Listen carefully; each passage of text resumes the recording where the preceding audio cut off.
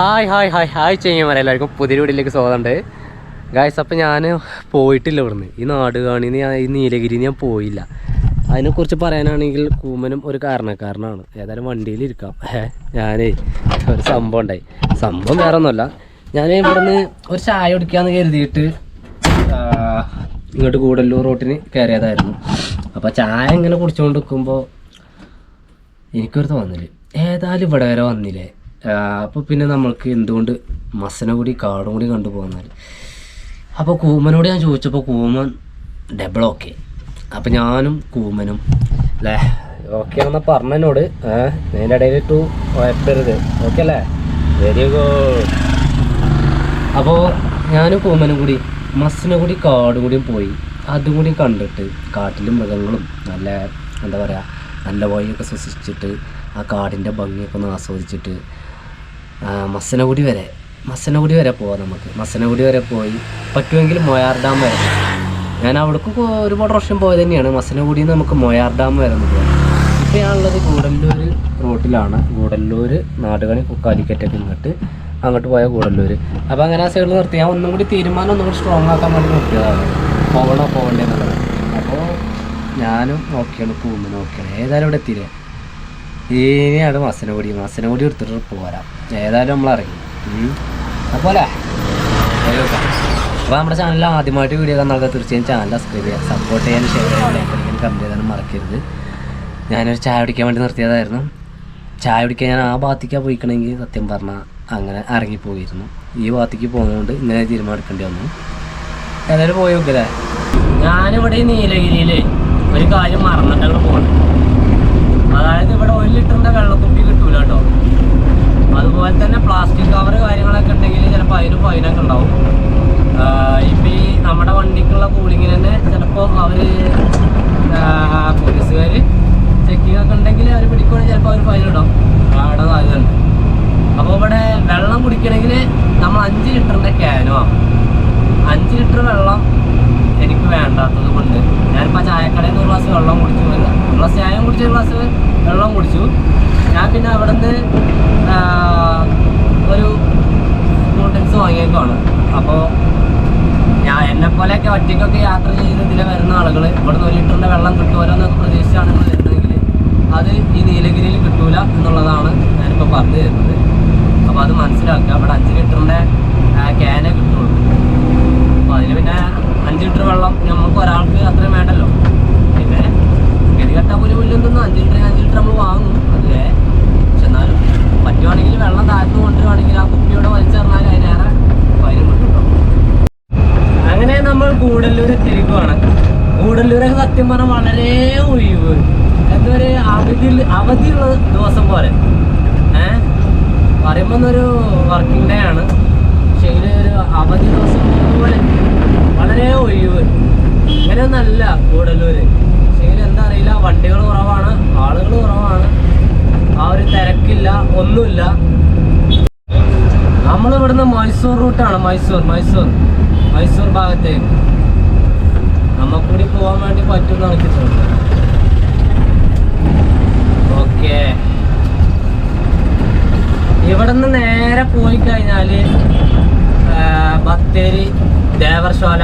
പക്ഷേ നമ്മൾ ഇവിടുന്ന് റൈറ്റ്, അതായത് ഗൂഡല്ലൂർ ബസ് സ്റ്റാൻഡിൻ്റെ അടുത്ത് കൂടെ പോകണം.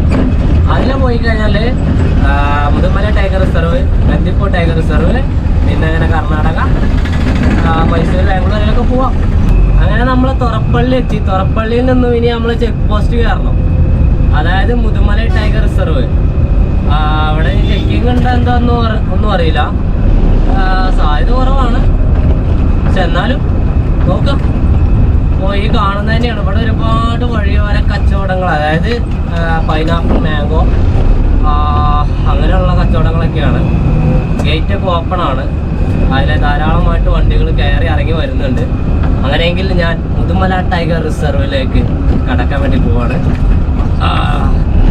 ഈ ഒരു ചെക്ക് പോസ്റ്റ് കൂടി കഴിഞ്ഞാൽ പിന്നെ അങ്ങോട്ട് ഇരുട്ട് പോലെ കാടാണ്. കാടിനകത്തേക്ക് കയറിക്കൊണ്ടിരിക്കുവാണ്. കയറി അത് തുടക്കമാണ്. ഇനി നമ്മൾക്ക് എന്തെങ്കിലുമൊക്കെ ഒരു മൃഗത്തെ കാണുമോ എന്ന് നമുക്ക് നോക്കാം. സാധാരണ സാധാരണ ഇതുവഴി യാത്ര ചെയ്യുമ്പോൾ ധാരാളം കാണാറുണ്ട്. പക്ഷേങ്കിൽ ഇപ്പോൾ സമയം എന്ന് പറയുന്നത് ഉച്ചയാണ്. ഉച്ചയെന്ന് പറഞ്ഞാൽ 11:40 സമയം. ഈ സമയത്ത് എന്തെങ്കിലുമൊക്കെ ഉണ്ടാവുമോ എന്ന് എനിക്കറിയില്ല. ഉണ്ടാവാനും ഉണ്ടാവാതിരിക്കാനും സാധ്യതയുണ്ട്. ഏതായാലും ഞാൻ വളരെ ശ്രദ്ധയോടെ മുന്നിക്ക് പല ഭാഗങ്ങളിലേക്കൊക്കെ നോക്കിയിട്ടൊക്കെയാണ് ഡ്രൈവ് ചെയ്യുന്നത്. കാരണം ഏത് ഭാഗത്താണ് ഇവർ ഉണ്ടാവാന്നൊന്നും പറയാൻ പറ്റില്ല. ചിലപ്പോൾ കാട്ടി ഉണ്ടാവാം, ചിലപ്പോൾ മാനുണ്ടാവാം, ചിലപ്പോൾ ആന ഉണ്ടാവാം, ചിലപ്പോൾ മയിലുണ്ടാവാം, കുരങ്ങനുണ്ടാവാം. അങ്ങനെ പല ജാതി ജന്തുജാലങ്ങളെ നമുക്ക് ഈ ഒരു കാട്ടിൽ കാണാൻ വേണ്ടി പറ്റും. കുറച്ച് മങ്കിക്കുട്ടന്മാരെയാണ് നമ്മൾ ഈ നേരം വരെ ആയിട്ട് ഈ കാട്ടിലൂടെ സഞ്ചരിച്ചിട്ട് കണ്ടോ. കണ്ടാ മര റോഡ് കൂടെ നടക്കണ്ട. അപ്പോൾ കാടിൻ്റെ ഇപ്പോഴത്തെ ഒരു സാഹചര്യം അനുസരിച്ച് ശോകമാണ്. മൃഗങ്ങളെയൊന്നും കാണാൻ വേണ്ടി പറ്റണില്ല. ഇനിയിപ്പോൾ ഈ ഒരു ടൈമായിട്ടോ ചൂട് കൊണ്ടോ എന്തോ അറിയില്ല. പുറത്ത് തണുത്ത കാറ്റുണ്ട്. ചിലപ്പോൾ ഇവിടെ ഇങ്ങനെ നിൽക്കുന്നവർക്ക് ചൂട് തന്നെയായിരിക്കും. ഈ കാടിന് പ്രത്യേകത ഉണ്ട്. ഇത് ചീമക്കൊന്നക്കാടാണ്. ചീമക്കൊന്നക്കാട് ഉണ്ടാ. ഈ സൈഡിൽ കാണുന്നതൊക്കെ ചീമക്കൊന്നയാണ്. ഞങ്ങളവിടെ എന്താ പറയാ, വീടിനടയാളം ചീമക്കൊന്ന പച്ചരിച്ചോറുണ്ട്. ആ ചീമക്കൊന്നാണ് ഈ ചീമക്കൊന്ന. ഈ മക്കളെ കണ്ടില്ല എന്ന് പറയുന്നത് ഇതാക്കണ് മാന്. മാൻകുട്ടികൾ ഇതിൽ ഓടി കളിക്കുന്നുണ്ട്. എവിടേക്കാ പായണ? രണ്ട് പേരുള്ളൂ. ഇവിടെയൊക്കെ കാട് ഇത്രയും വെട്ടി തളിച്ചതിന്റെ കാരണം അത് നമുക്ക് അധികം ഫോറസ്റ്റുകളിൽ കാണാൻ പറ്റുന്ന ഒരു കാഴ്ചയാണത്. അതിന്റെ കാരണം എന്താ വെച്ചാൽ ഈ മൃഗങ്ങളെ നമുക്ക് അത്രയും ദൂരത്ത് കാണാൻ വേണ്ടിയിട്ടാണ്. നമ്മളിപ്പുറത്ത് കൂടെ തൊട്ടിപ്പുറത്ത് കൂടെ ഒരു നദി ഒഴുകുന്നുണ്ട്. അതിന്റെ പേരാണ് മൊയാർ റിവർ. ആ മൊയാർ റിവറിന്റെ ഒരു ഡാമുണ്ട്. ആ ഡാമിലേക്കാണ് ഞാൻ ഫസ്റ്റ് പറഞ്ഞത് പോകുമല്ലേ എന്നുള്ളത്. ഞാൻ അങ്ങോട്ട് ലക്ഷ്യം വെച്ച് തന്നെയാണ് പോകുന്നത്. പോയി നോക്കാം എത്തുമല്ലേ എന്നുള്ളത് കണ്ടറിയാം. പക്ഷേ ആ കാണുന്നുണ്ടോ അവിടെ ആനയുണ്ട്. ആനനെ മേയ്ക്കുന്നുണ്ട്. അപ്പോൾ അത് നല്ല രസകരമായുള്ളൊരു കാഴ്ചയാണ്.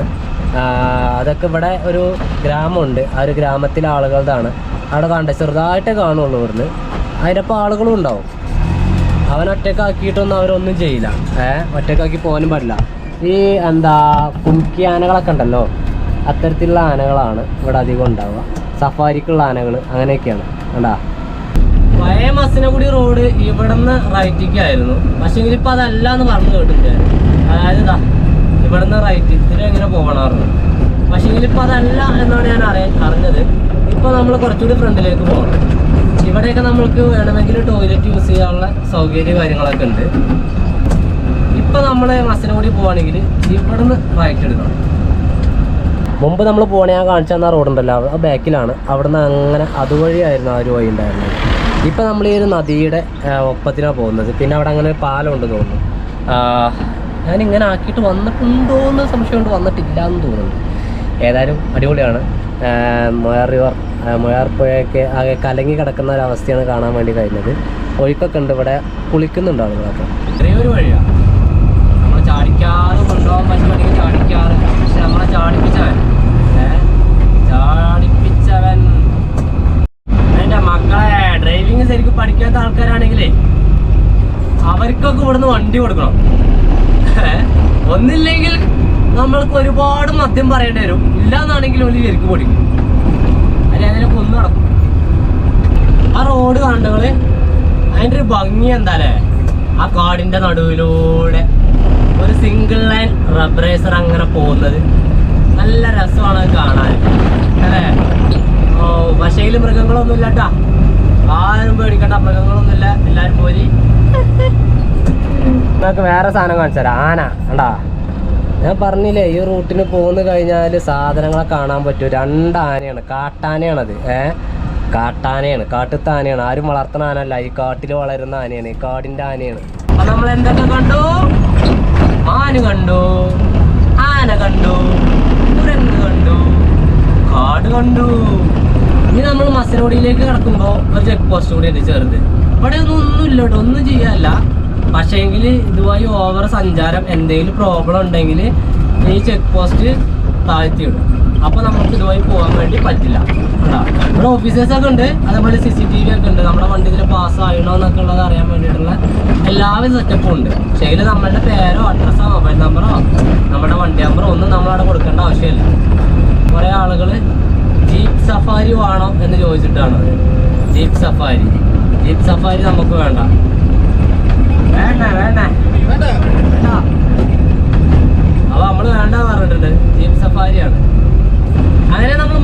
കുത്തിരിക്കുവാണ്. ഇനി മസനഗുഡിയിൽ നിന്ന് നമുക്ക് വേണമെങ്കിൽ ഒരു ചായ വെള്ളം എന്തെങ്കിലും കുടിച്ചിട്ട് പോവാം. ഇല്ലാന്നാണെങ്കിൽ നമുക്ക് നേരെ മോയാർ ഡാം പിടിക്കാം.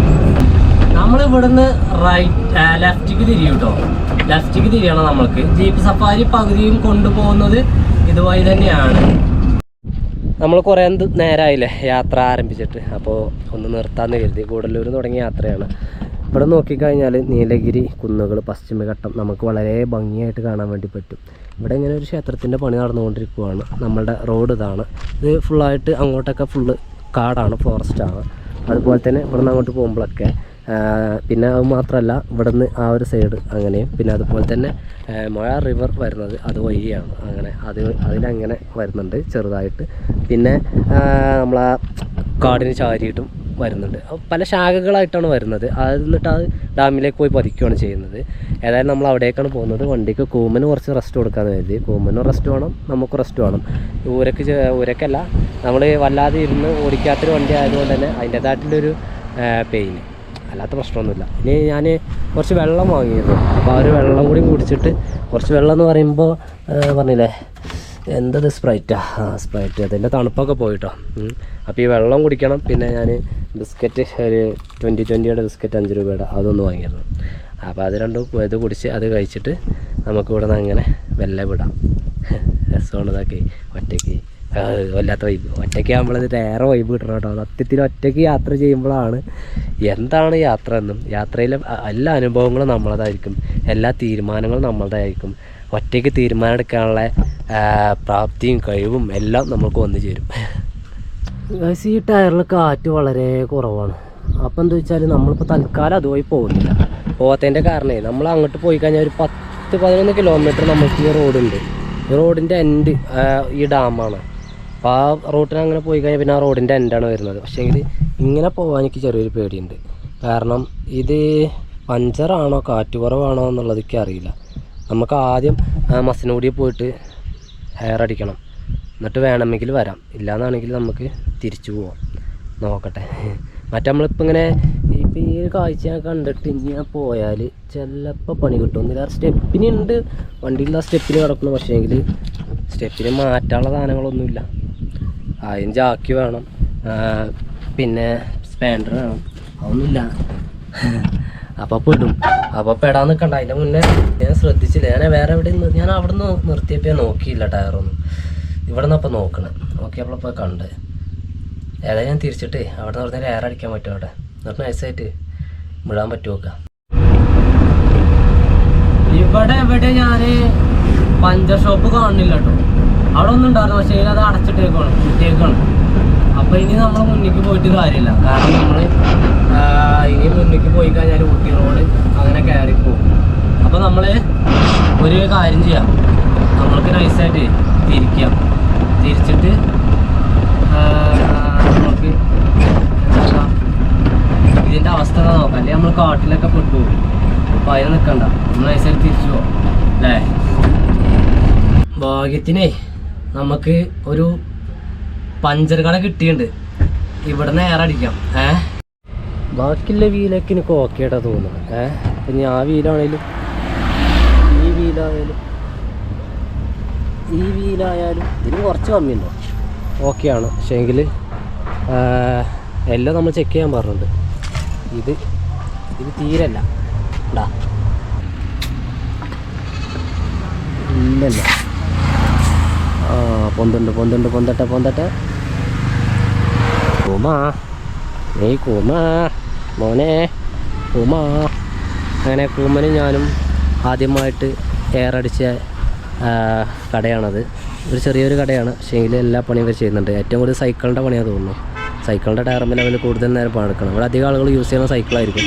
ഇവിടുന്ന് അങ്ങനെ പോയി കഴിഞ്ഞാൽ നമുക്ക് ഊട്ടിയിലേക്ക് പോകാം കേട്ടോ. പക്ഷെ നമ്മൾ പോകുന്നില്ല, നമ്മൾ തിരിച്ചു പോവാണ്, തിരിച്ച് നാട്ടിലേക്ക്. പിന്നെ നമ്മൾക്ക് ഇതിലെ മൊയാറിലേക്ക് പോകാമെന്നാണ് അവർ പറഞ്ഞത്. അങ്ങനെയെങ്കിൽ നമ്മൾ ഇതുവഴി മൊയാറിലേക്കാണ് പോയേക്കാം. ഇവിടെ എവിടെ നിർത്തരുത്, കാട്ടിൽ നിർത്തരുത് എന്ന് പറഞ്ഞു. അതായത് നമ്മൾ നേരെ ഊട്ടി, ഇത് വേറെ ഞാൻ ഇതുവരെ പോകാത്തൊരു വഴിയാണ്. അപ്പോൾ അതുകൊണ്ട് എന്തായാലും പോകണമെന്ന് കരുതുകയാണ്. ഈ റോഡിൻ്റെ ഏറ്റവും വലിയൊരു പ്രശ്നം എന്താ വെച്ചാൽ വണ്ടി എവിടെ നിർത്തരുത്. ഈ റോഡ് കഴിയണം. ഈ റോഡിന് കുറച്ച് കട്ട് റോഡ് ഉണ്ടെന്നാണ് പറഞ്ഞത്. ഈ റോഡ് എത്ര വലിയ ഇപ്പോഴൊന്നും മോശമില്ല. പക്ഷേങ്കിൽ അങ്ങോട്ട് പോകുമ്പോൾ അവിടെ എവിടെ മെയിൻ റോഡിലേക്ക് കയറുന്നിടത്ത് മാത്രമേ ഉള്ളൂ. നമ്മൾ ഇറങ്ങിയത് മൊയാറിലേക്ക് എത്താൻ വേണ്ടിയിട്ടല്ലേ. പിന്നെ അതാണ് മുഴുവനാക്കാന്ന് കരുതിയിട്ടാണ് ഞാൻ ഇതിലെങ്ങനെ ഷോട്ട് എടുത്തത്. പഞ്ചറല്ല എയർ അടിച്ചു. 40 റുപ്യ ചാർജ് വന്നു. 4 ടയർ ചെക്ക് ചെയ്ത്. ഈ കാടിൻ്റെ യഥാർത്ഥ തിക്നെസ് വരുന്നത് കുറച്ചുകൂടി അകത്തേക്കായിട്ട് കയറുമ്പോഴാണ്. പിന്നെ അത് മാത്രമല്ല, ഏറ്റവും തലക്കലുള്ള ആ ഒരു ഡാം അത് നിസ്സാരമല്ല. ആ ഒരു ഡാം അതൊരു എൻഡിങ്ങിൽ നമുക്ക് തരുന്നൊരു വ്യൂ ആണ്. അതൊരു ബോർഡറാണ്. അതായത് മുതുമലയുടെയും ബന്ദിപ്പൂരിൻ്റെയും ബോർഡറാണ്. ഈ ബോർഡർ ഏരിയയിൽ വളവുണ്ടായതുകൊണ്ട് ഇടയ്ക്ക് ഓണം അടിച്ചിട്ടില്ലെങ്കിൽ പറയും. ഈ ബോർഡർ ഏരിയയിൽ ആണ് ഈ ഡാം സ്ഥിതി ചെയ്യുന്നത്. ആ ഡാമിൻ്റെ ഫുൾ നിയന്ത്രണം കിടക്കുന്നത് തമിഴ്നാടിനാണ്. അതിനപ്പുറത്താണ് കർണാടകയാണ്. അങ്ങനെ എല്ലാം കൊണ്ട് തേഞ്ഞൊരു സ്ഥലത്തേക്കാണ് നമ്മൾ പോകുന്നത്. ഇപ്പം എങ്ങനെയുണ്ട് കാട്? നല്ല ഭംഗിയില്ലേ? ഇനി 10 കിലോമീറ്ററോളം നമുക്ക് പോകണം കേട്ടോ. 10 കിലോമീറ്റർ നല്ല റോഡാ, വലിയ അമ്പോ കാര്യമൊന്നുമില്ല. നല്ല റോഡ്. ഈ റോഡ് നഷ്ടക്കച്ചവടം കേട്ടോ, നഷ്ടക്കച്ചവട. കാരണം യാറുമേ ഇല്ലേ കാട്ടുക്കുള്ളേ, നാണും കൂമൺ മട്ടത്താർക്ക് വേറെ യാറുമില്ല. മാനുള്ള പുളി இல்லை, கரடி இல்லை, யாருமே இல்லை. என்ன பண்ணுறது? இந்த காட்டில் சோசம் നല്ല രസിയാണ്. അതിൻ്റെ മക്കളെ മോയാർ ഡാമിൻ്റെ ഒരു അവസ്ഥ കാണേണ്ട ഒരു കാഴ്ച തന്നെയാണോ എടാ. ഇത്ര ടൈം ആയപ്പോഴേക്കിന് ഇതിലെ വെള്ളം ഫുള്ള് എന്താ പറ്റിയത്? ഞാൻ ആദ്യമായിട്ടാണ് ഞാൻ ഈ ഒരു മോയാർ ഡാം കാണാൻ വന്നിട്ട് ഇത്രയും വെള്ളം കുറഞ്ഞ് വറ്റി വരണ്ട് നിൽക്കുന്ന ഒരു കാഴ്ച ഞാൻ കാണുന്നത്. ഗൈസ്, അത്രയും മോശമായിട്ടാണ്. നടുക്കൊക്കെ അതാ കന്നുകാലികൾ പുല്ലിനാണ്. ഇവിടെയുള്ള ഈ കുറച്ച് വെള്ളമുള്ളൂ. ഇതിൽ ഫുള്ള് വെള്ളം അതാ കാണുന്നത്. അവിടെ ട്രാക്ക് കണ്ടുകൾ വെള്ളം ആ ലെവലിൽ അതിനേക്കാൾ ഉണ്ടാവലുണ്ട്. അത്രയും ലെവലിലൊക്കെ ഞാൻ കണ്ടിരുന്നത്. വല്ലാത്തൊരു സംഭവം തന്നെ കേട്ടോ. ഇപ്പോൾ മഴക്കാലം ഇപ്പോൾ അവിടെ കഴിഞ്ഞിട്ടല്ലേ ഉള്ളൂ, അപ്പോഴേക്ക് ഇതിങ്ങനെ ആയോ? എനിക്കിത് വിശ്വസിക്കാൻ പറ്റുള്ളൂ. നമുക്ക് വെള്ളം ഉണ്ടെങ്കിൽ കുറച്ചും കൂടി അവിടെ പോയിട്ട് ശരിക്കാനുള്ള രീതിയിൽ അവിടെ കയറിയിട്ടൊക്കെ ഒന്ന് ഫോട്ടോ എടുക്കാൻ പറ്റുന്ന നല്ല സ്ഥലം ഉണ്ടാകും. പക്ഷേ ഞാൻ അങ്ങോട്ട് പോകുന്നില്ല. ഞാനും കൂമ്മനും ഇവിടെ നിന്ന് തിരിച്ച് നാട്ടിലേക്ക് പോരുവാണ്. ടയറിൽ കാറ്റ് ഓക്കെ തന്നെയല്ലേ? നിൽക്കുന്നില്ലേ? നിൽക്കുന്നുണ്ട് എന്നാണ് ഞാൻ മനസ്സിലാക്കണത്. ഇല്ലയെന്നാണെങ്കിൽ നമുക്ക് വേഗം തെറിക്കാം. അപ്പോൾ തിരിച്ചാൽ നാട്ടിലേക്ക് എത്താം. എന്താലേ എന്നാലേ കണ്ണുമുറൊക്കെ വാടി. എന്തിനാ കഴിക്കട്ടെ. ഞാനവിടെ വൈക്കട നിർത്തിയിട്ടുണ്ട്. അത് ഹോട്ടലാണ്, അവിടെ മേലുള്ള ഹോട്ടലാണ്. അതിൻ്റെ മേലൊക്കെ ഹോട്ടലാണ്. അപ്പോൾ അവിടെ നിന്ന് എന്തെങ്കിലുമൊക്കെ ഒന്ന് കഴിച്ചിട്ട് വരട്ടോ. അപ്പോൾ എങ്ങനെ പറയാം, ഞാനങ്ങനെ നാട്ടിലേക്ക് എത്തിയേക്കാണ്. വണ്ടൂർ അങ്ങാടിക്ക് എത്തിയേക്കാണ്. നമ്മൾ ടോട്ടൽ ഓടിയിരുന്ന കിലോമീറ്റർ എന്ന് പറയുന്നത് 200 കിലോമീറ്ററാണ്. അതായത് അപ്പ് ആൻഡ് ഡൗൺ കിലോമീറ്റർ 200. ഈ 200 കിലോമീറ്റർ സത്യം പറയാൻ 1500 എണ്ണ അടിച്ചിട്ടുള്ളായിരുന്നു. 1500 റുപ്യൻ്റെ എണ്ണ നമുക്ക് ചിലവാണ്. അപ്പോൾ ഏകദേശം ഒരു 14-15ൻ്റെ ഉള്ളിലൊക്കെ തന്നെ. അപ്പോൾ ഇതിൽ ചുരം ഉണ്ടല്ലോ, ഒരു 14-15ൻ്റെ ഉള്ളിലൊക്കെ തന്നെ ഇതിന് മൈലേജ് ഉള്ളൂ എന്നുള്ളത് നമുക്ക് കണക്കാക്കാം. ഇത് ഏകദേശം കണക്കൂട്ടലാണ്. അപ്പോൾ വണ്ടിയെ കുറിച്ച് നമ്മൾ ഏറെക്കുറെയൊക്കെ കാര്യങ്ങൾ ഇങ്ങനെ ഒരു ചെറിയ യാത്രയിൽ മൈലേജ് മനസ്സിലാക്കി, അതുപോലെ തന്നെ ഇവൻ്റെ ഒച്ചയും പൊളി കാര്യങ്ങളും വന്നു ഇരിക്കുമ്പോൾ യാത്ര ചെയ്യുമ്പോൾ എന്തൊക്കെ തരത്തിൽ നമുക്ക് ബുദ്ധിമുട്ടുണ്ട്, മൊബൈൽ എവിടെ വെക്കണം എന്നുള്ള കാര്യങ്ങളൊക്കെ നോക്കി ഞാൻ. അതുപോലെ തന്നെ ചാർജർ എവിടെ വെക്കണം എന്നുള്ളതൊക്കെ നോക്കി. അങ്ങനത്തെ കാര്യങ്ങളൊക്കെ നോക്കാൻ വേണ്ടിയിട്ടായിരുന്നു ഈ ഒരു യാത്ര. ഏതായാലും ഈ ഒരു യാത്രയും തന്നെ അവസാനിച്ച് പോയി നമ്മുടെ അടുത്ത യാത്ര ഉടനെ സ്റ്റാർട്ടാക്കണം. അതിൻ്റെ മുന്നോടിയായിട്ട് ഞാൻ ജസ്റ്റ് പോയി നോക്കി പോകുന്നതാണ്. നമുക്ക് ഇവരൊന്ന് പരിചയപ്പെടാമല്ലോ. എന്നാൽ പിന്നെ ഈ ഒരു വീഡിയോ ഞാൻ ഇവിടെ വൈൻഡപ്പ് ചെയ്യാണ്. അടുത്ത നല്ലൊരു വീഡിയോ ആയിട്ട് വരാം. Okay, by.